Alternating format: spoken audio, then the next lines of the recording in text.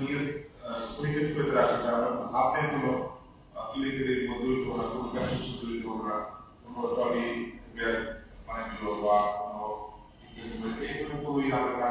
চিন্তা ভাবনা আমাদের সামনেও এরকম থাকবে যে আমরা সঠিকভাবে হাতে পুজো করবো আমাদের যারা যেন হাবের কোনো সদস্য অকল্য নয় হাতের কোনো অকল্য নয় আমরা হাতের কর্মের কাজ করবো এখনো সময় যদি কারো কোনো নিয়ে থাকে সে আমি মনে করবো আজকে তারা ঘোষণা করতে পারে আমি নির্বাচনে সরে যাবো আমি স্বেচ্ছা তার সরে যাবো কারণ যদি এরকম কোনো ইচ্ছা থাকে যে আমি হাত নিয়ে ব্যবসা মনে করবো হাত নিয়ে নেবো বা ইচ্ছা নিয়ে যদি ফাঁক থাকে ইজ্ঞাতে যাওয়া যাবে আমি আমাদের এত সরে যাবো তো সামনে আমাদের অনেক কঠিন পথ অনেক বাধা বিঘ্ন আছে এগুলো আমাদের ওভারকাম করতে হবে ইনশাআল্লাহ আমার সবার রিকোয়েস্ট থাকে আমরা একদম মানে খুব বিশেষত্বের আমাদের যারা অসুবিধে অসুবিধি বলবো তারা কিন্তু অনেক শক্তিশালী আমরা কোনো অবস্থায় ভয়টা পাই কালকে ওই বিদ্রোহী খুব সুন্দর বলছে কোনো কিছুতে আপনারা ভয় পাবেন না আমাদের সাথে আল্লাহ রহমত থাকবে ইনশাআল্লাহ আমরা যদি সবাই একটা কাজ করি ইনশাআল্লাহ আমাদের ফল আমাদের আমরা সবাই আমি আজকে থেকে বিশেষ করে আমরা সময় নষ্ট করবো না আমরা খুব মানে স্বামীর সম্পর্ক আমরা সবাই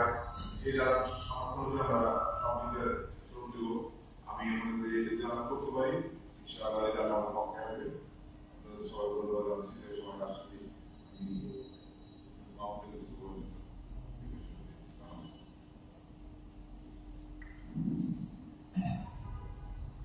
لله رب العالمين والصلاة والسلام على سيد المرسلين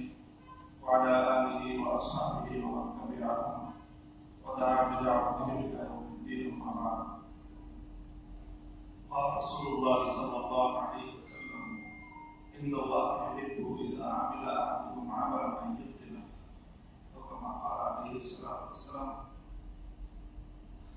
আমি একটা হাদিস আপনাদের সম্মুখে পাঠ করেছি এটা অত্যন্ত মৌলিক একটা হাদিস মৌলিক একটা দিনের শিক্ষা যেটা জীবনের ইসলামী জীবনের সকল বিষয়ের ক্ষেত্রে নীতি নির্ধারণ হাদিস তো অসংখ্য আছে নীতি নির্ধারণ হাদিস নীতি নির্ধারণ করার আয়াত খুব বেশি না তার মধ্যে একটা নীতি নির্ধারণী হাদিস যেটা ইসলামের একটা মূল নীতি সাব্যস্ত করে আল্লাহ নবী বলেন যে আল্লাহ পাক তাকে খুব ভালোবাসেন যে তোমাদের মধ্যে যখন কেউ যে কোনো কাজ করবে সেই কাজটা যেন সে